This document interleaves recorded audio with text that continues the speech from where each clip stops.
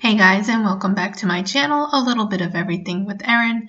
Today we are going to be making a glow-in-the-dark epoxy glitter tumbler.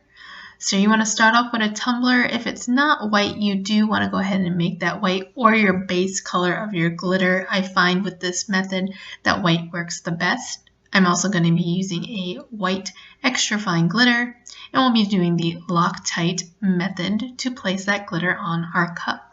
Once you sprayed the adhesive to the cup, you're going to go ahead and start adding your glitter. I just work from the bottom and work my way up. I always have a folded piece of paper underneath to catch the glitter, and I have that folded in there, so it's just easy to pour it back into the packaging. So you're going to do that all the way around the cup.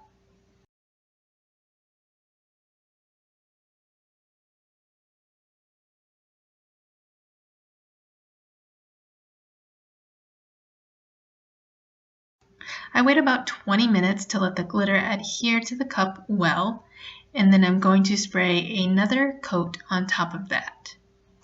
Once we have that second coat of Loctite on, we're just going to go ahead and apply glitter again.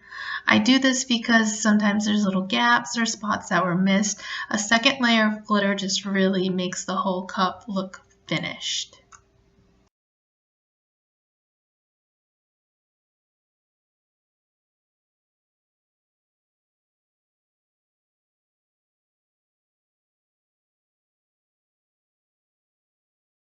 I'll go ahead and let that dry for 20 minutes again, and then I'm going to add some clear glaze or triple thick over the glitter just to seal that last coat in.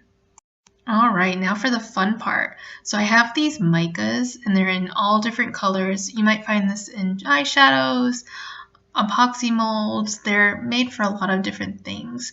And we're going to get our glow-in-the-dark one, and we're going to mix that into our epoxy.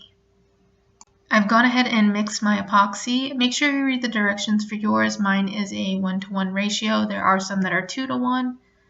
And I'm just going to grab some of that glow-in-the-dark mica and just add it to my epoxy. And then I'm going to mix it up one final time. So I'm just going to start adding that epoxy on. It is going to feel a little thicker than what you're used to if you do use epoxy, and that's just because we put that mica powder in there. And the color will look a little off, but when it dries, it won't dry that weird glow-in-the-dark color. Make sure you just cover that completely, all sides and the bottom, and then you're just going to sit and let this turn till it's nice and dry and hardened. It can take anywhere from 4 to 8 hours for it to harden, but you do want to wait a whole 24 hours before you do anything else. At the 4 to 8 hour mark, as long as the epoxy is no longer moving, you can turn the turner off. It does not have to spin the whole 24 hours. Alright, it's been over 24 hours. Our cup is nice and cured. We're going to be putting Jack Skellington's face on this. I thought that would be really cool. I'm just using some contact paper that I pick up at Walmart in the kitchen section to transfer his face over to the cup.